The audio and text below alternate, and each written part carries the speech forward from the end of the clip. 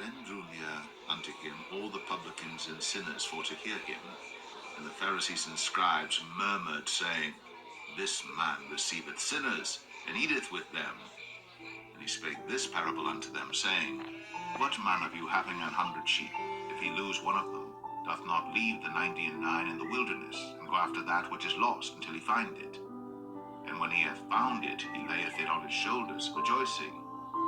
And when he cometh home, he calleth together his friends and neighbors, saying unto them, Rejoice with me, for I have found my sheep which was lost.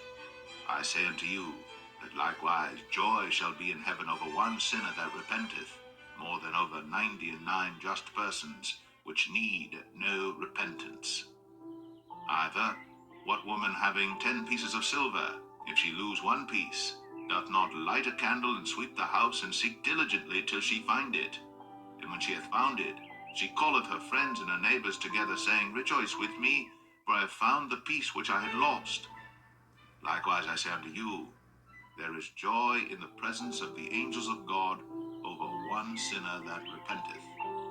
And he said, A certain man had 2 sons, and the younger of them said to his father, Father, give me the portion of goods that falleth to me. And he divided unto them his living. And not many days after, the younger son gathered all together, and took his journey into a far country, and there wasted his substance with riotous living.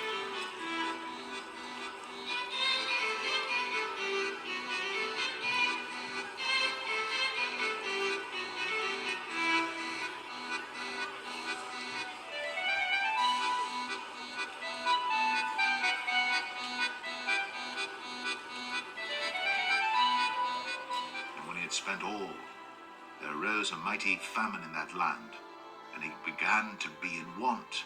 And he went and joined himself to a citizen of that country, and he sent him into his fields to feed swine.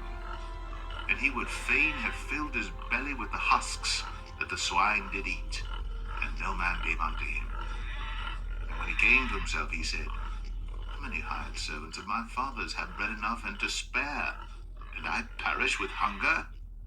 I will arise and go to my father, and will say unto him, Father, I have sinned against heaven and before thee, and am no more worthy to be called thy son. Make me as one of thy hired servants. And he arose and came to his father. But when he was yet a great way off, his father saw him, and had compassion, and ran, and fell on his neck, and kissed him. And the son said unto him, Father, I have sinned against heaven, and in thy sight, and am no more worthy to be called thy son. But the father said to his servants, Bring forth the best robe, and put it on him, and put a ring on his hand, and shoes on his feet, and bring hither the fatted calf, and kill it, and let us eat and be merry. For this my son was dead, and is alive again. He was lost, and is found. And they began to be merry. Now his elder son was in the field. And as he came and drew nigh to the house, he heard music and dancing. And he called one of the servants, and asked what these things meant.